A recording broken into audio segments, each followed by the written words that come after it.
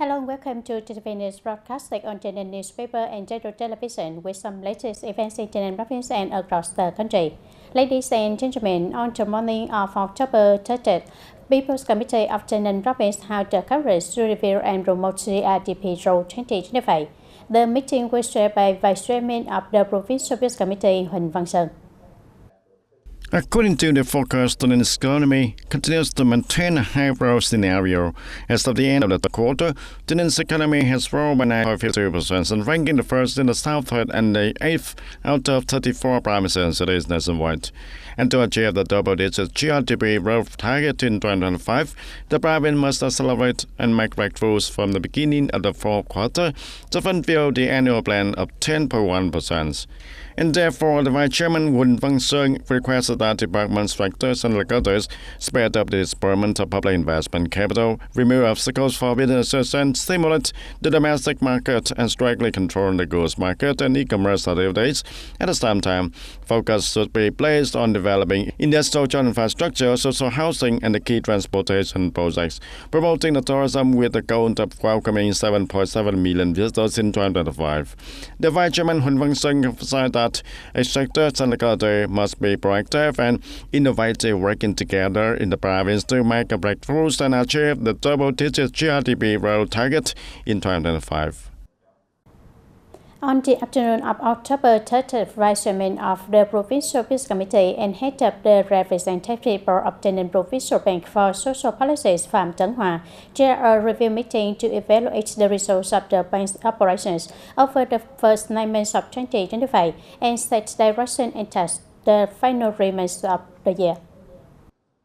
The province currently operates 280 transaction points across 96 commercial works with total capital nearing 12,000 billion Vietnam dong, up over 9.5% since the start of the year and achieving almost 99% of the annual target. Interstate loan capital has reached nearly 1,700 billion Vietnam dong, completing 117% of the 2025 plan. Policy-related activities have been effectively implemented, reaching the intended beneficiaries, improving credit quality and supporting social security. For the remaining 3 months, Vice Chairman and Head of the Bank for Social Policies Representative Board Phạm Tấn Hòa urged strengthened inspections and close monitoring of credit target implementation. The Provincial Bank branch should coordinate with relevant sectors to review and propose new regulations after the upcoming merger, while boosting capital mobilization, particularly through organizational and individual deposits. At the same time, the Provincial Bank for Social Policies Emulation Council commended collectors and individuals for outstanding achievements in social policy-related activities, highlighting their contribution to local development and social welfare.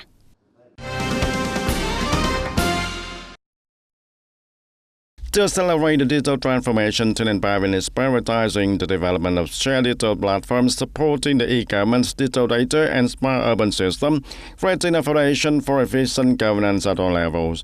The province has implemented the key tasks in digital infrastructure and platforms development, while integrating science technology database with department and local data system. Investment in operating and expanding smart urban services remains a focus to enhance the management and administration of the Provincial People's Committee and local authorities. TayNinhTV is also building a large-scale data platforms and applying artificial intelligence to support its arrival management and decision-making. Plans are underway for passive telecommunications infrastructure and the development of TayNinhTV e-government architecture version 4 in line with the government regulations. Additionally, the province continues to expand database and provide resources for steering committee and task force on science, technology, innovation, and digital transformation, aiming to establish a modern, efficient e-government that better serves the citizens and businesses.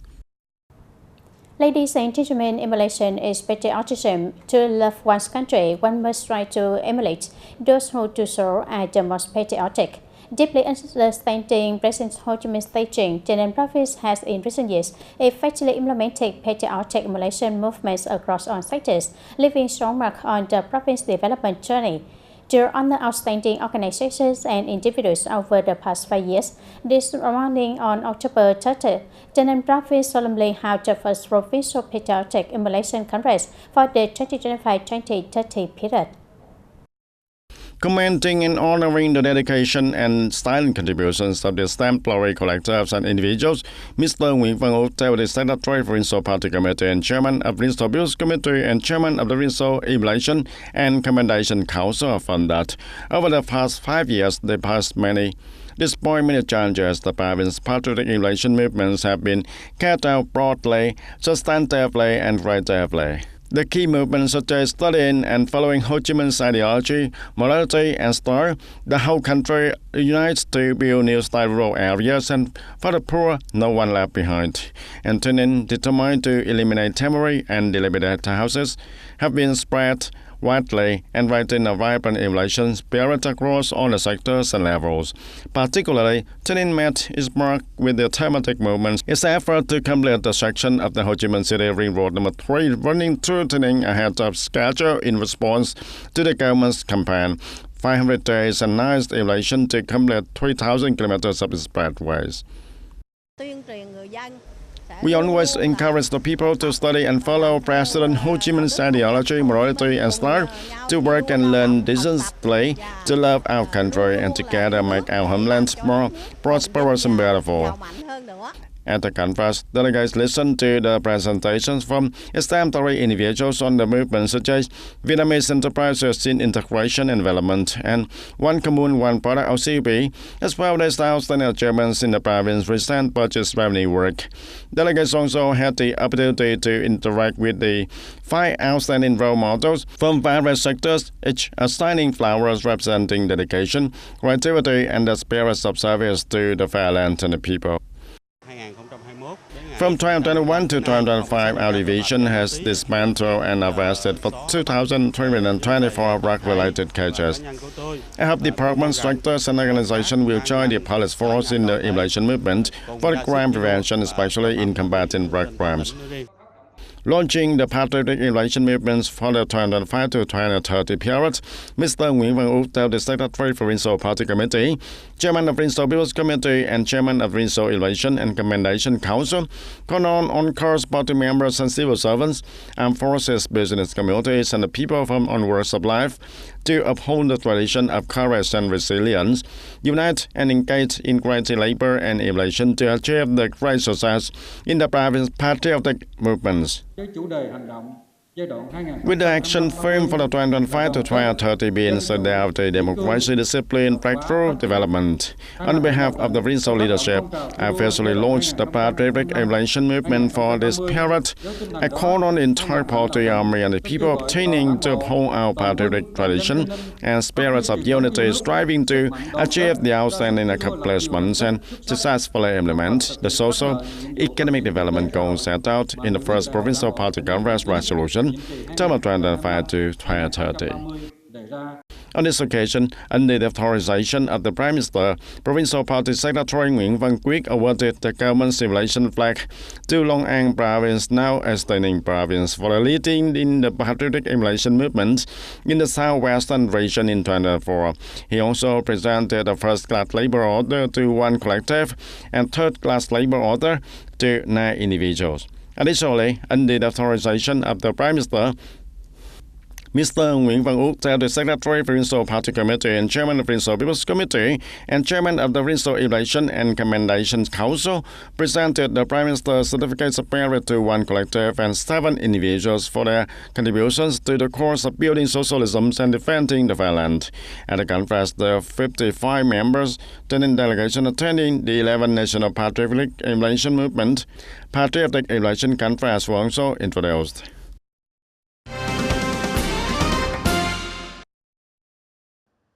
After nearly 4 months of implementing the 2-level local government model, the province had achieved significant progress in administrative reform.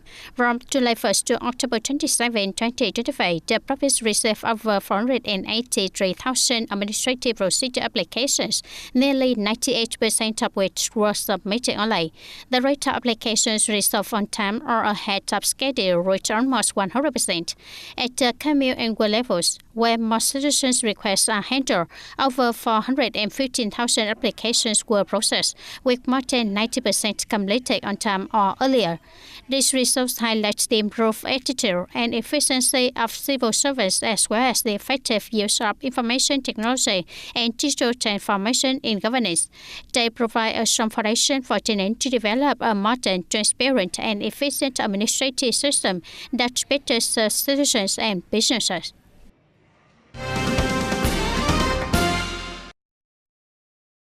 The Long An Construction Investment Project Management Board in TayNinh has selected Vietcombank as the serving bank for the project to build the three bridges of the routes TT727E over the Canh Duc Vam Co Đông and Vam Co Tây rivers, funded by OTA loans from the current EDCR fund.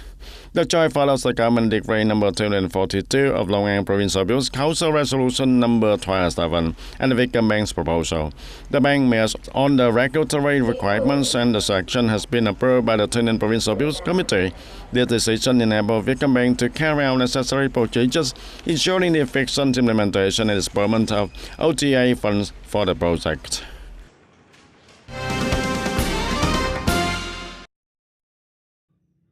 To strengthen the fight against smuggling, trade fraud, and cultivators, provincial authorities have launched a wide-reaching communication campaign targeting tens of thousands of businesses to raise legal compliance awareness.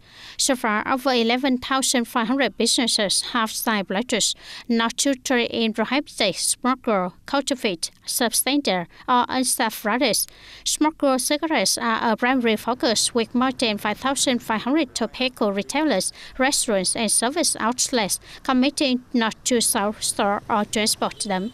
In addition, over 44,000 propaganda posters coordinated with the Vietnam Tobacco Association have been displayed in public spaces, including markets, bus stations, piers, and tobacco outlets, reinforcing the campaign's message and promoting community compliance with the law. Ladies and gentlemen, currently floodwaters in the Dong Tháp 10 area of TayNinh province reached peak levels, causing inundation in many areas. In response to complex weather developments, the local health sector has been actively implementing measures to ensure the health and safety of residents before, during, and after the floods. At Vinh Thanh Commune before the flood season, the communal health station rightly reviewed and strengthened its facilities, stockpiling sufficient medicines and essential medical supplies such as cold medicine, digestive medicine, antiseptic solutions, bandage, disinfectants, and disease prevention drugs. At the same time, the station has been intensifying public communications via loudspeakers to guide residents on how to treat water for daily use, maintain personal and environmental hygiene, and prevent common rainy season diseases, especially digestive illnesses, hand foot mouth disease, and dengue fever. During peak flooding days, medical staff remain on standby to provide health checkups and distribute medicine to residents. The health station also coordinates with village-level medical teams to monitor and assess community health conditions. Every year, during the rainy and flood season, besides responding to natural disaster, we must also be ready to prevent infectious disease outbreaks caused by contaminated water sources. From the beginning of the flood season, our station has repaired detailed plans, ensured sufficient medicine and disinfectants, and instructed staff to be on duty 24/7, ready to assist people whenever needed. Along with the risk of flooding, prolonged rain also creates favorable conditions for mosquitoes to breed, increasing the risk of dengue fever outbreaks. Thanks to the health station's regular coordination with the Community Committee, residents have been proactive in applying preventive measures. Recently, the health station and the commune have been promoting dengue fever prevention and mosquito control. The environment here is kept clean. If anyone feels sick, they go to the station to get medicine. The medical staff give clear instructions on how to take it properly. With the proactive approach and dedication of grassroots healthcare workers, the work of caring for and protecting residents' health during the rainy and flood season in Vinh Thanh Commune, TayNinh province, has been carried out effectively, helping prevent disease outbreaks, particularly dengue fever, and allowing residents to feel more secure during periods of heavy rain and high tides. Moving on to other notable domestic news, ladies and gentlemen, as part of his official visit to the United Kingdom of Great Britain and Northern Ireland, on the afternoon of October 29 local time, UK Prime Minister Keir Starmer hosted an official welcome ceremony for General Secretary Tô Lâm and the high-ranking delegation of Vietnam at the Prime Minister's office. During their talks, the two leaders highlighted opportunities for the cooperation in green and sustainable economic development, energy transition, digital technology, and high-quality human resource training. The Prime Minister Starmer expressed a desire to strengthen bilateral ties, leveraging the UK-Vietnam Free Trade Agreement and the CPTPP framework. The UK affirmed support for Vietnam's goal of net zero emission by 2050, encouraged previous investment, and promoted a just energy transition partnership. Both sides agreed to aim for doubling bilateral trade in the near future. On the security and defense, they committed to diversifying the cooperation, addressing illegal immigration, and enhancing defense collaboration, including the peacekeeping and training activities, marking a new phase of strengthening the UK-Vietnam relations.